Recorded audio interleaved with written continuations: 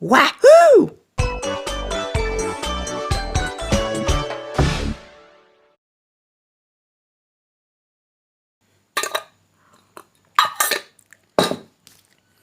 In October of 2000, Sony PlayStation 2 was released to the world and it went on to become the best-selling console in the world.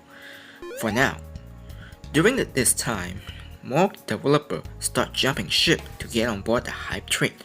Sure, some still stay at the original PlayStation, but slowly but surely, they all hate for the new generation to expand on the game library and also push the console to its limit to release some of the most memorable titles. Namco did the same with Klonoa 2 Unity Rail, a great and improved sequel to the predecessor, along with 2 games on handheld devices. But then comes 2002, when they decide to take one step backward to release another title on PlayStation.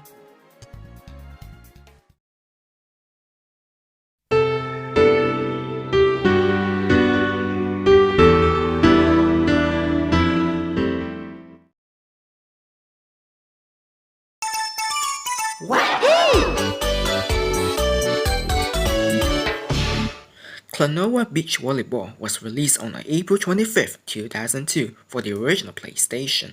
Developed and published by Namco only for Japan and Europe region. As the title would suggest, it's a game where everyone competes in volleyball in order to be champion of their sport. I mean, what else I can say? It's volleyball.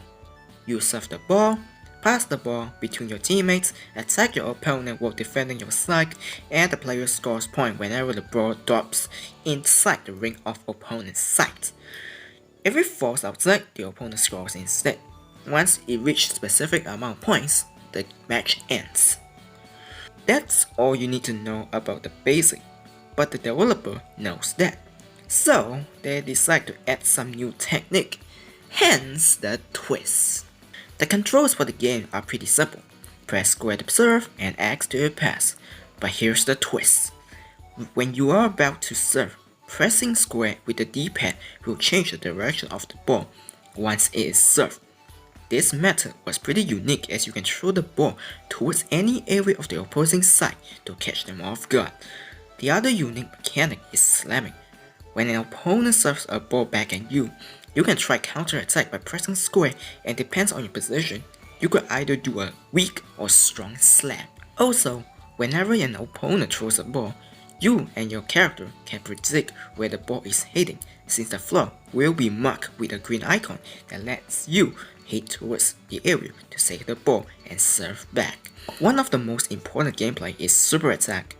As you can see on top of the screen, there is this 9-grid checkerboard on both sides. If a ball lands in the area, that grid will light up. Continue doing so until there's the 3 grids connecting each other, forming a line in the style of tic-tac-toe. That's when you can unleash your special ability. By pressing circle when you have the ball and then serves it, you will unleash a powerful magic that can catch your opponent off guard. Most importantly, the more grid that you light up, the more points you will be awarded should you succeed in serving the ball and completing the process. Those points can make or break the tide of the game as each point matter. You could be on the verge of losing, but then you have this super attack to take back the victory. Such a comeback of a story that everyone will be proud of you. If there's anyone to listen anyway. There are 3 different modes: Championship, Exhibition, and Training. The twist training. Championship, which is the main focus of the game, where you score 10 points in a single set ahead of your rival in order to move on to the next round. There are a total of 5 rounds taking places, which are familiar to the entire series, with characters from different games. Wait, Popka and Lolo again? Guns is here too? What is going on? Yeah. This game also takes place in another universe, so it's safe to say it's not canon to the series. Much like Metroid Prime isn't canon. There are a total of 12 playable characters, with the latter 4 being unlocked upon finishing the game multiple times. Same goes to the arena.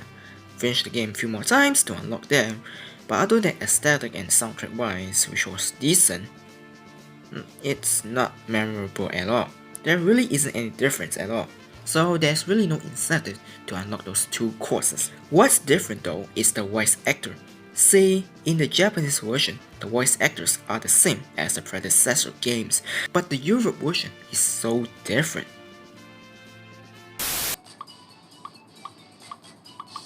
Here I am! Here I am! Here we go! I gotta win. Gonna do it! Woo! Let's do it!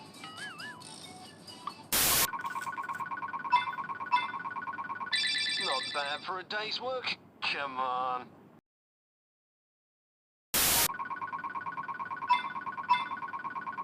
Let's play again soon! Woohoo! No, Mike, that was so not right.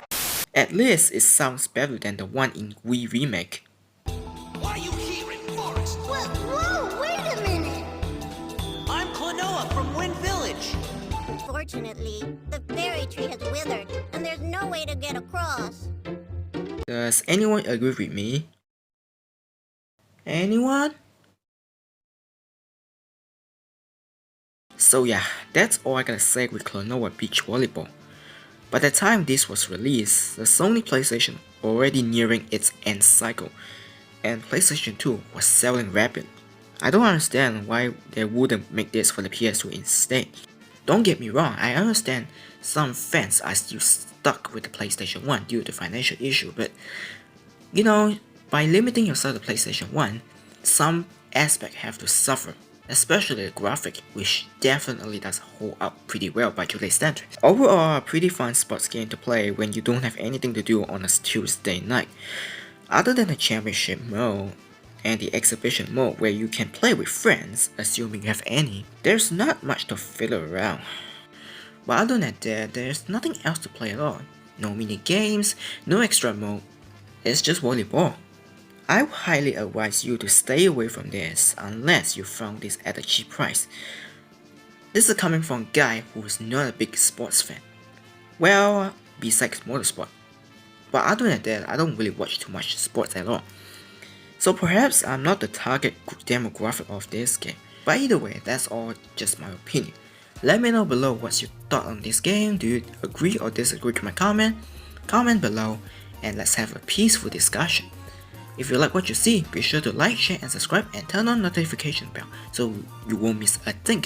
And don't forget to join my Reddit and the Discord server down in the description so that you can find out what I'm doing over there. Anyway, thank you for watching and see you all next time. Wahoo!